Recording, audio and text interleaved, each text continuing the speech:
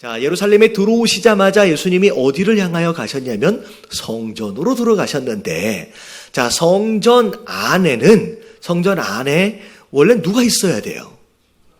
여러분, 성전 안에는 기도하는 자가 있어야 되고 예배하는 자가 있어야 되는데, 아니 뜬금없이 갑자기 누가 있었냐면 매매하는 사람, 장사하는 사람, 돈을 바꾸는 사람들이 성전 안에 가득 차 있었다는 거죠. 예수님이 깜짝 놀라십니다. 성전은 이런 곳이 아닌데 어떻게 이런 식으로 활용이 되어지는지 너무 화가 나셔서 예수님이 이제 청소를 하십니다. 자, 오늘 이 말씀을 통하여 하나님이 우리에게 주시는 메시지가 뭔지, 자, 3가지로 함께 살펴보도록 하겠습니다. 자, 첫 번째 내용, 자, 1번 같이 한번 읽어볼게요. 시작. 예수님의 분노는 안타까움과 사랑의 표현이다. 자, 오늘 예수님께서 행동하시는 모습들을 잘 들여다보면, 여러분, 지금까지의 예수님의 모습하고는 사뭇, 어찌 보면 완전히 다른 모습을 보입니다.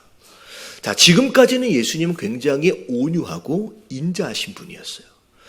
아무리 제자들이 실수를 해도 그 실수로 인하여 이 예수님 스스로가 공경에 처해진다라고 할지라도, 여러분, 예수님이 제자들을 향하여 화를 내신 적이 없어요. 무리들의 무례함이라든지 여러 가지 상황들, 심지어 예수님에 대하여 뭐라고 이야기하시든 그들의 그런 행동들에 대하여 예수님이 분노하신 적이 한 번도 없어요. 근데 오늘만큼은 이상하리만큼 이 분노하고 화를 내시는 정도가 장난이 아니에요. 사람들을 내쫓으셨는데 적당히 가세요, 나가세요, 이 정도가 아니에요. 심지어 다른 성경에 보니까, 복음서를 보니까 예수님이 이들을 쫓기 위해서 뭘 만드셨대요? 이 채찍까지 만들어서 이 사람들을 쫓아내십니다. 그리고 돈 바꾸고 있는 상을 실제로 이 바닥에다 엎어버리시고 의자까지도 둘러 엎어버리세요. 이 굉장히 예수님이 실제로 그 현장에 여러분들이 계셨다라고 한다면, 우와, 예수님이 제정신인가? 라고 싶을 정도의 어마어마한 분노를 표현하신 거예요. 자, 오늘 이 말씀을 통하여 여러분 이런 질문을 해볼 수 있을 것 같아요. 여러분, 화를 내는 게 죄일까요? 죄가 아닐까요? 여러분, 분노하는 게 여러분 죄예요? 죄가 아니에요? 아, 이상하죠? 뭐라고 대답해야 되지? 여러분, 성경에 보면 이 분노를 표현하는 거에 대해서 굉장히 다양하게 경고하시는 내용들이 있는데, 잠언 12장 26절 말씀에 보면 같이 한번 읽어볼게요. 시작. 미련한 자는 당장 분노를 나타내거니와 슬기로운 자는 수욕을 참느니라. 네, 슬기로운 자는 참는데요. 근데 미련한 자는 어떻게 한대요? 분노를 터뜨리는 거예요. 자, 심지어 27장 3절의 말씀을 보면 같이 한번 읽어볼게요. 시작. 돌은 무겁고 모래도 가볍지 아니하거니와 미련한 자의 분노는 이 불보다 무거우니라. 네, 돌이나 모래주머니를 들고서 물에 들어가면 가라앉습니다. 죽어요. 근데 오히려 미련한 자의 분노는 오히려 이 돌보다 무겁대요. 다시 말하면 돌과 바위를 가지고 들어가면 가라앉아서 죽는 것처럼 이 미련한 자의 분노는 인생을 망치게 만드는 거예요. 다시 말하면 이 분노와 화를 표현하는 것은 굉장히 미련한 것이고 잘못된 것이고 인생을 망가뜨리는 잘못된 행동이다라고 경고하시는 거예요. 예수님이 지금 화를 내시거든요. 굉장히 분노하셨거든요. 그럼 예수님이 지금 죄 짓는 거 아닌가? 미련한 자의 모습이 아닌가? 라고 생각할 수 있는데, 자, 일단, 자, 예수님은 죄가 있으신 분이에요? 없으신 분이에요? 자, 이게 전제가 되게 중요해요. 예수님은 죄가 없으신 분이에요. 다시 말하면, 지금 표현하고 있는 이 분노는 죄에 해당되는 것이 아니라는 거예요. 왜 근데, 누군가의 분노는 죄고 왜 예수님의 분노는 죄가 아니냐? 여러분, 예수님이 터뜨려서 죄가 아니고 우리가 해서 죄다 이게 아니라 이 분노를 유발시킨 이유가 뭐냐라고 하는 게 되게 중요해요. 우리는 왜 화가 나요? 우리는 보통 왜 화가 나요? 남이 나를 무시하면 화가 나요. 자존심이 상하면 화가 나요. 내 마음대로 안 되면 화가 나요. 누군가가 미워지면 화가 나요. 중요한 것은 분노를 표현하는 것 자체가 중요한 게 아니라 이 분노가 무엇을 뿌리로 한 분노이냐에 따라서 여러분 이게 죄가 될 수도 있고 아닐 수도 있다는 거예요. 여러분 예수님의 분노는 무엇에 뿌리를 두고 있느냐? 자, 요한복음 2장 17절 말씀에 보면 제자들이 예수님을 보면서 무슨 말씀을 기억해냈느냐? 2장 17절 같이 한번 읽어볼게요. 시작. 제자들이 성경 말씀에 주의 전을 사모하는 열심히 나를 삼키리라 한 것을 기억하더라. 지금 예수님의 분노는 예수님이 이 성전을 하나님을 너무나도 뭐 했기 때문에? 사모했기 때문에. 여러분 요즘에 세상이 얼마나 교회를 욕하고 얼마나 하나님을 욕하고 물론 우리가 잘못한 게 있어요. 그렇기 때문에 사실 그런 욕을 먹지 않도록을 위해서 우리 안에 여러분 거룩한 분노가 일어나야 하는 줄로 믿습니다. 왜 이런 욕을 먹어야 되는지, 왜 교회가, 왜 하나님이 우리 때문에 여러분 그렇게 되지 않도록을 위해서 여러분 분노하면서 여러분 우리를 고쳐가야 돼요. 여러분 정말로 내가 사랑하는 게 누군지, 내가 무엇에 분노하는지를 보면 여러분 이게 검증이 되어지는 거예요. 여러분 하나님을 사랑하시고 여러분 성전을 사랑하시고 여러분 교회를 사랑하실 수 있는 저와 여러분들 되시길 주님의 이름으로 축원합니다. 옆에 계신 분들에게 인사 좀 해주세요. 하나님 때문에 분노할 수 있는 자가 됩시다. 시작.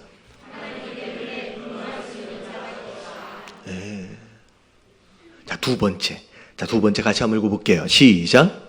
교회가 교회다워지기 위해 버릴 것과 채워야 할 것이 있다. 자, 오늘 말씀의 핵심 주제는 성전입니다. 여러분 이 성전은 우리가 예배를 하고 있는 이 장소를 이야기하기도 하고요. 그리고 성도 되어진 자들을 전부 다 이야기합니다. 우리 한 사람 한 사람이 성전이죠. 그리고 성도들이 함께 모여있는 요 무리들을 또 교회라고 얘기하면서 또 성전이라고 얘기할 수 있어요. 자, 이런 성전이 성전다워지고 어찌 보면 성도가 성도다워지기 위해서 오늘 말씀을 통하여 우리가 버려야 할 것이 있고 우리가 채워야 할 것이 있다. 자, 첫 번째 우리가 버려야 할 게 뭐냐? 자, 같이 한번 읽어볼게요. 시작. 욕심을 버려야 한다. 여러분 오늘 같은 이 상황이 왜 일어났을까? 심지어 왜 성전 안에까지 왜 장사치들이 들어와서 강도의 소굴로 만드는 이런 일들이 왜 일어났을까? 여러분 뭐 때문이에요? 여러분 욕심 때문이에요.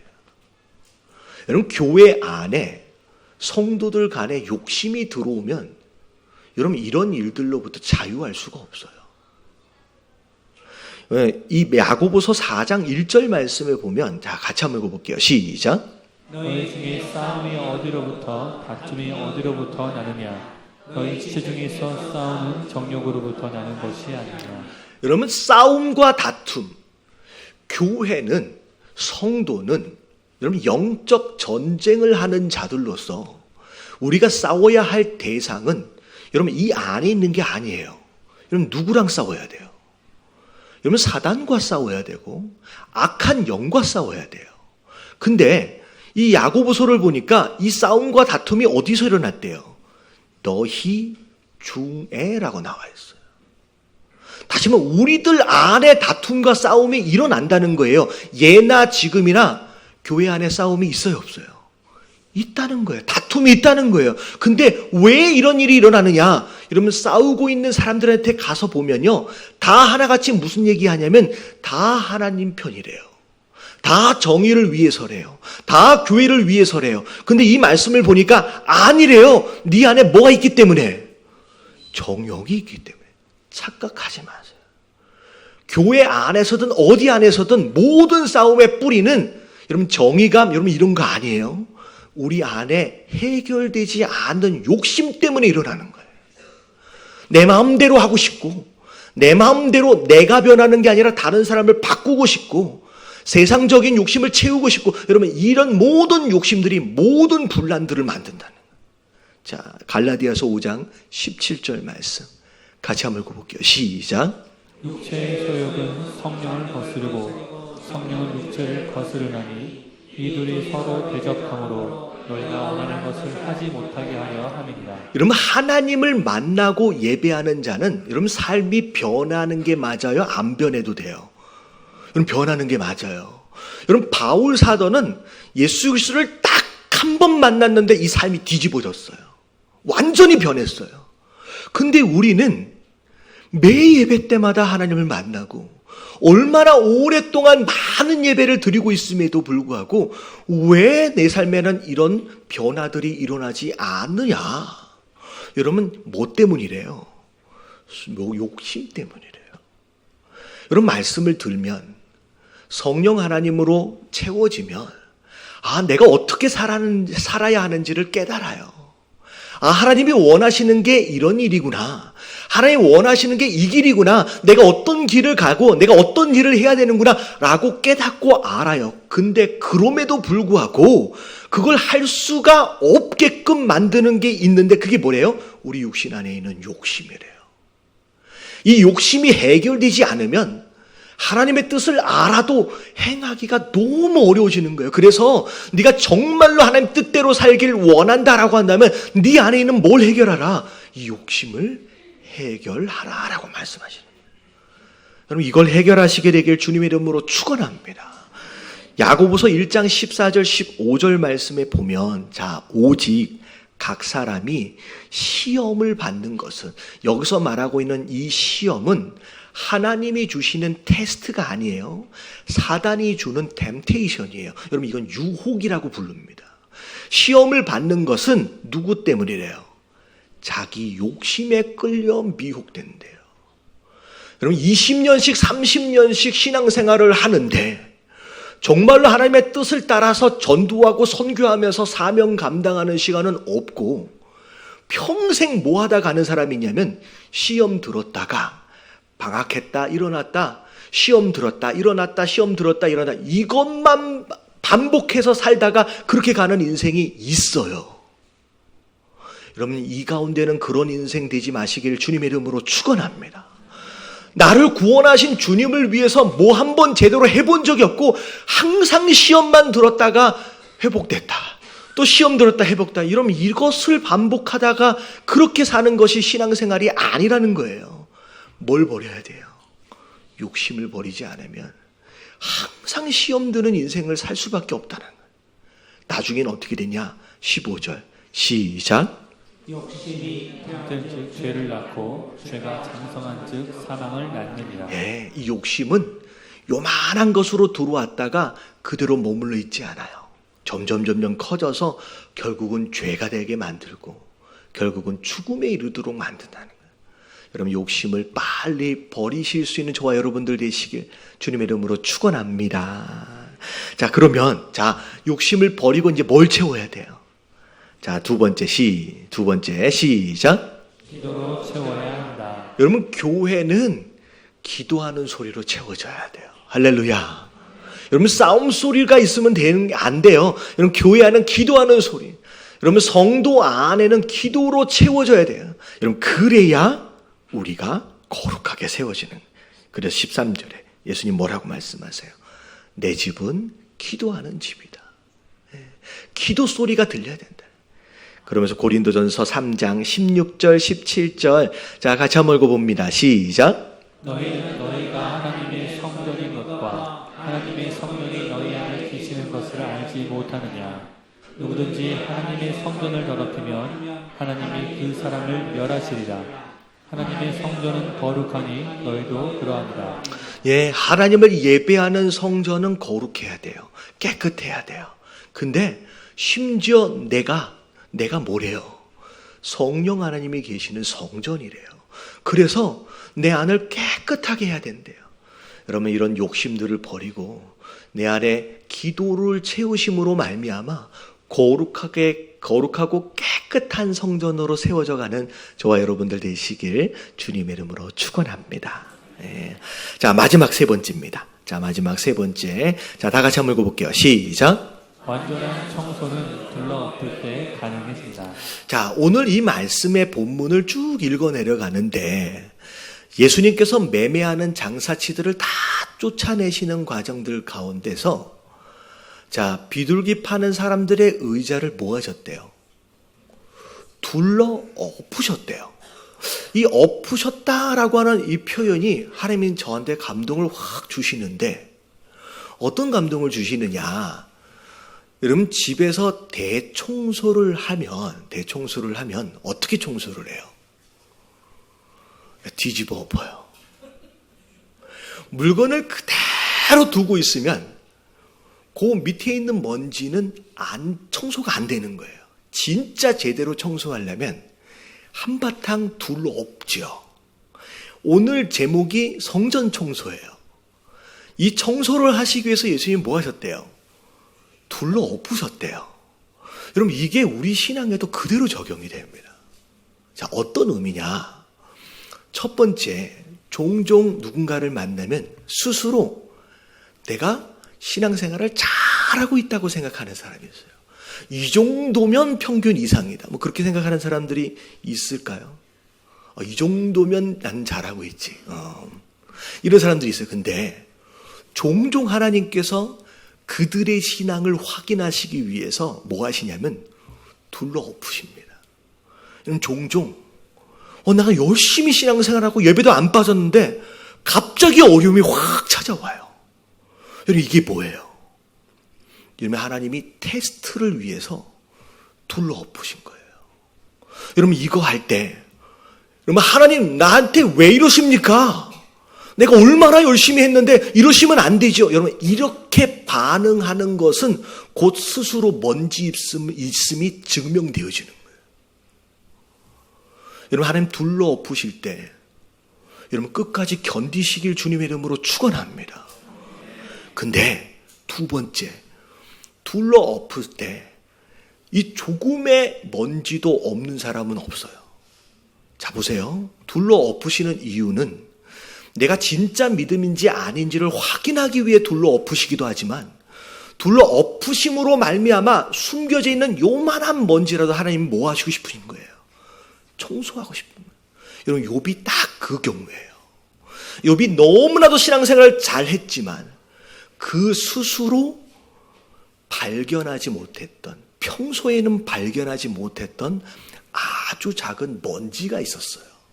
자, 그게 어디 나오냐면 욥기 3장 25절 말씀이 나와요. 자, 같이 한번 읽어봅니다. 시작. 내가 두려워하는 그것이 내게 임하고 내가 무서워하는 그것이 내 몸에 속하라. 자, 욥은 정말 신앙생활을 잘했는데 잘했던 그 신앙생활의 근거가 뭐였냐면 이거였어요. 두려움과 무서움이었어요. 심지어 아이들이 한바탕 잔치를 벌이면 이 아이들을 한 명씩 다 데려다가 제사를 드렸어요.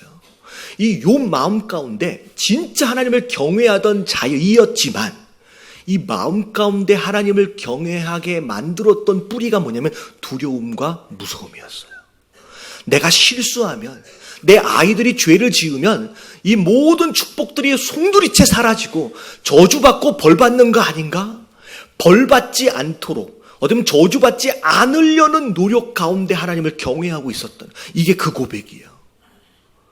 내가 그동안 두려워하던 거, 내가 그동안 무서워하던 것이 이제 내 몸에 미쳤구나. 이 욥의 신앙에 아직도 남겨져 있던 그 작은 먼지였습니다.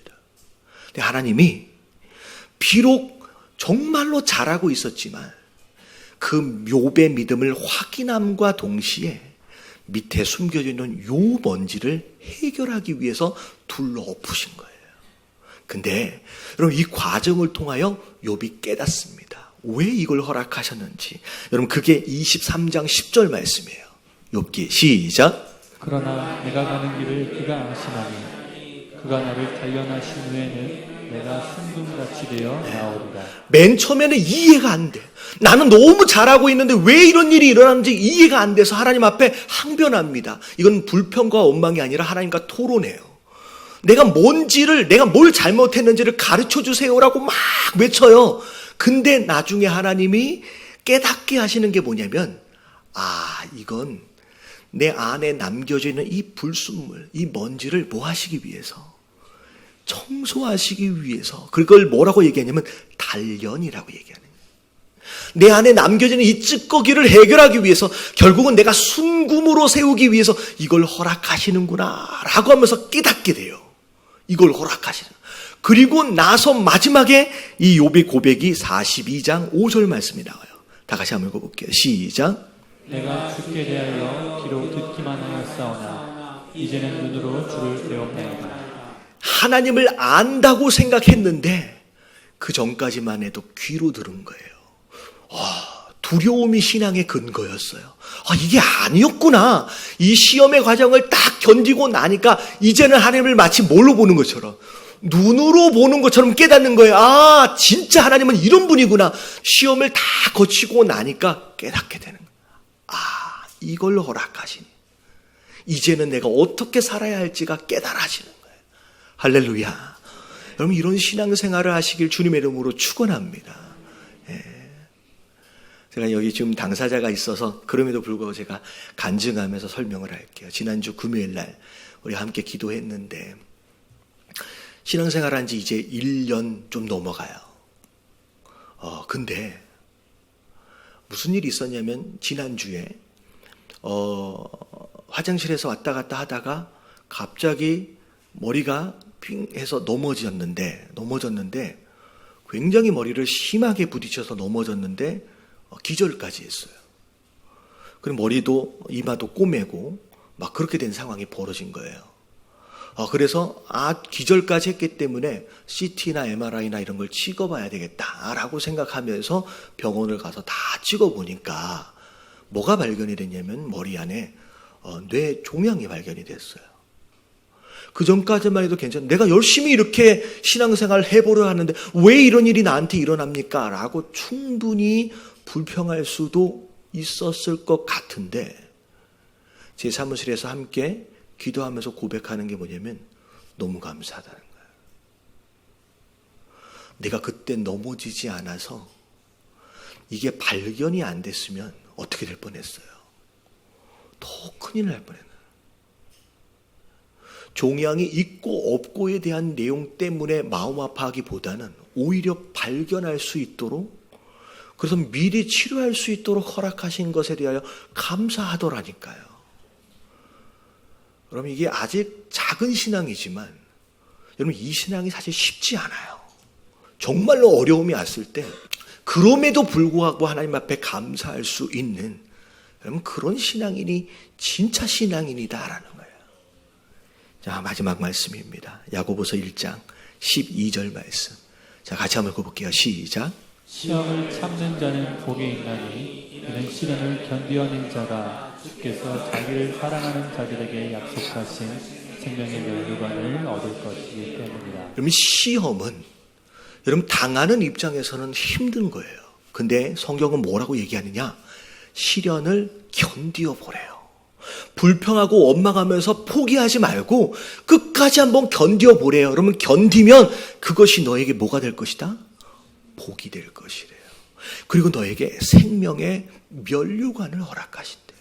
근데 여러분 중간에 보니까 뭐라고 나와 있냐면 주께서 자기를 사랑하는 자들에게 약속하신 생명의 면류관이에요. 다시 말하면 둘러 엎으시는 건 뭐 하기 때문에 엎으신 거예요? 사랑하신 거예요. 하나님 날 사랑하시기 때문에 내가 진짜 믿음을 갖길 원하시고 남겨지는 그 쓰레기마저도 그 먼지마저도 제거해 주시길 원하시기 때문에 그래서 엎어주시는 거예요. 살아가시다 이런 일들을 만날 때 실족하지 마시고 오히려 복이 되도록 참고 견딜 수 있는 저와 여러분들 되시길 주님의 이름으로 축원합니다.